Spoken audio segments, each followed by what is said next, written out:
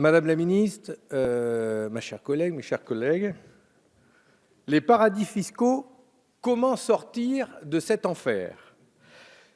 C'est l'évêché de Cambrai qui avait utilisé cette formule pour lancer un débat sur le sujet, et cela résume assez bien notre combat commun. Nous sommes de plus en plus nombreux à nous mobiliser contre ce fléau. Mais comme l'a souligné le directeur de la mission développement et commerce de l'ONU, que j'ai rencontré à Genève ce mardi, beaucoup a été fait, mais l'essentiel reste à faire. 7 000 milliards de bénéfices non imposés reposent dans les paradis fiscaux. Ces zones de non-droit sont aussi un véritable paradis pour le crime organisé. 1 500 milliards de dollars correspondant au blanchiment de l'argent noir échappent au contrôle bancaire et judiciaire. Et en France, il manque entre 60 et 80 milliards d'euros au budget de la nation à cause de la fraude et l'évasion fiscale. Voilà la réalité de l'évasion fiscale dans le monde aujourd'hui. C'est une vraie menace pour nos sociétés. Compétition fiscale entre États, zones offshore, opacité des banques, cabinets spécialisés, fraude en tout genre et blanchiment de l'argent sale, c'est devenu un véritable sport auquel se livrent des pays, des champions économiques, de grandes fortunes, des industriels, des banques qui ont aussi pignon sur rue. Aujourd'hui, si la lutte contre l'évasion et la fraude fiscale a progressé, les moyens demeurent faibles. Il reste même des mesures qui protègent les fraudeurs, telles que le verrou de Bercy en France, dont nous gardons l'espoir qu'il sautera rapidement.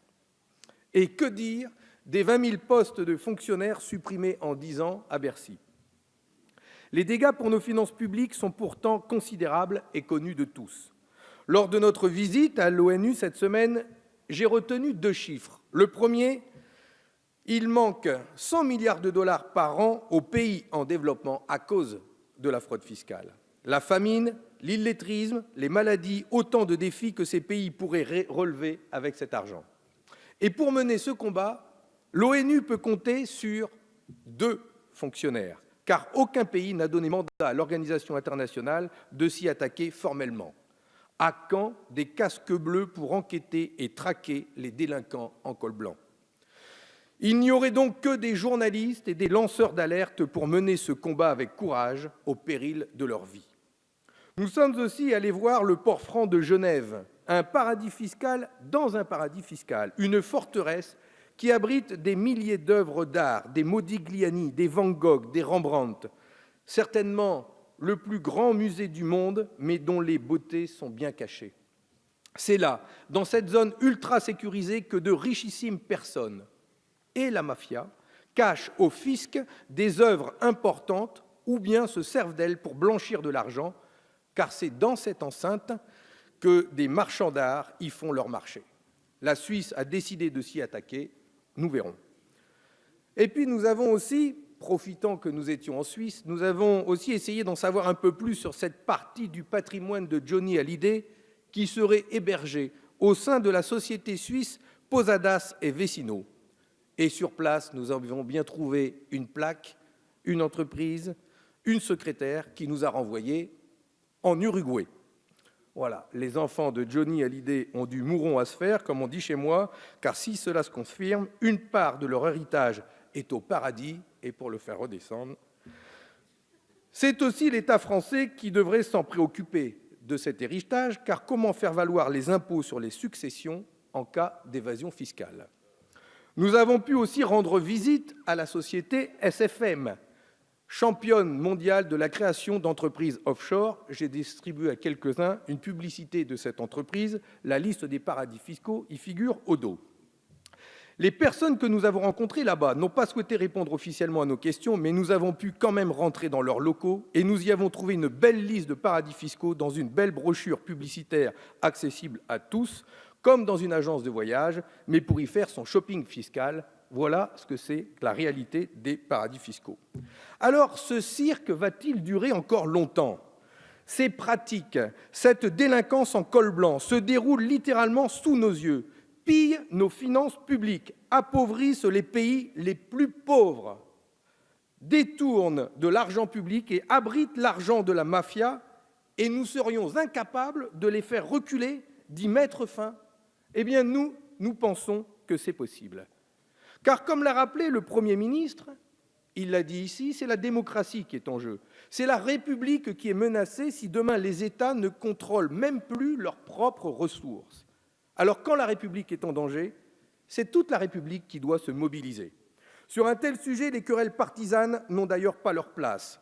Et dans leur grande diversité, ils sont nombreux à se mobiliser. Les ONG telles que Oxfam, CCFD, Terre Solidaire, Attaque, des forces politiques, des syndicats, des économistes, des journalistes, des lanceurs d'alerte, tous ceux sans qui nous n'avancerions pas. Les 3 derniers présidents de la République, des ministres et ici des parlementaires dans cette enceinte ont pris des engagements comme Jean-Pierre Brard, Arnaud Montebourg, Éric Woerth et dernièrement les frères Bocquet, avec notamment cette idée de conférence fiscale mondiale adoptée récemment par le Parlement européen et votée ici à la quasi-unanimité. C'était en février 2016. Cette proposition, elle était présentée au Sénat hier et la majorité a décidé de la rejeter. C'était pourtant l'occasion de tenir les deux bouts de ce combat en le menant sur le plan international comme sur le plan local avec ce texte et celui du gouvernement à venir. Oui, quand il s'agit d'évasion fiscale, les paroles sont toujours fortes, mais les actes, eux, suivent rarement. C'est bien pour cela qu'ils ont toujours un coup d'avance, les paradis fiscaux. Et c'est pourquoi nous vous proposons, nous, d'avancer en complémentarité avec le texte de loi à venir du gouvernement. Pour établir cette liste des paradis fiscaux, le groupe communiste et ultramarin vous propose de reprendre tout simplement les critères de l'Union européenne et de l'OCDE et de les inscrire dans le droit français. Ne faisons pas comme l'Union européenne qui a choisi de bons critères pour définir les paradis fiscaux, mais par le biais d'arrangements occultes, n'en retient que 17 le 5 décembre dernier, puis 9 en janvier, et nous apprenons maintenant que 3 pays devraient prochainement en sortir. Il en restera combien à la fin de l'année? 0? En excluant des places fortes comme la Suisse, le Panama, le Delaware, Hong Kong, Singapour, Taïwan, cette liste européenne perd tout son sens, toute crédibilité. Quel loupé! Comment accepter que les Bermudes, les Caïmans, les îles anglo-normandes, qui ont un taux d'imposition nul ou quasi nul, ne soient pas dans cette liste? Sans parler de tous les paradis fiscaux notoires, membres de l'Union européenne, exclus a priori, au seul motif que tous les membres sont censés respecter les règles de bonne conduite en matière européenne.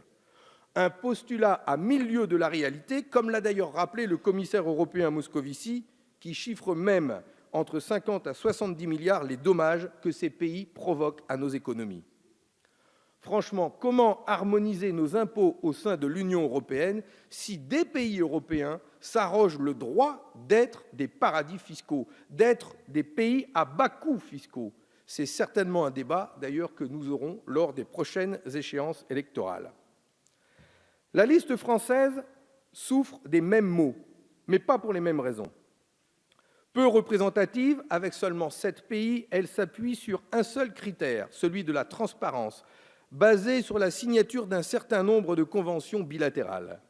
Dommage, car la France s'est dotée d'un arsenal de sanctions complet. Mais à quoi servent ces sanctions si la liste que nous établissons est aussi vide que celle de l'Union européenne? Nous pouvons dès lors, aujourd'hui, tous ensemble, améliorer notre dispositif avec cette liste noire crédible, sincère des paradis fiscaux. Une liste transparente, sans exclure a priori un pays de la procédure. C'est à ce prix que nous aurons une chance d'aboutir à la liste la plus complète possible, en invitant les États à coopérer, à se conformer à des pratiques fiscales admises par tous, y compris au sein de l'Union. Ils auront jusqu'au 1er janvier 2019 pour s'y conformer. Il est également indispensable de soustraire la préparation de la liste aux pressions de toutes sortes. C'est la raison pour laquelle nous souhaitons associer le Parlement par le biais d'un débat obligatoire tous les ans devant les commissions des finances et celles des affaires étrangères, puis ici, si nous le décidons, au sein de notre hémicycle. Enfin, cette proposition de loi laisse le soin au futur texte du gouvernement d'établir le volet sanctions contre les paradis fiscaux.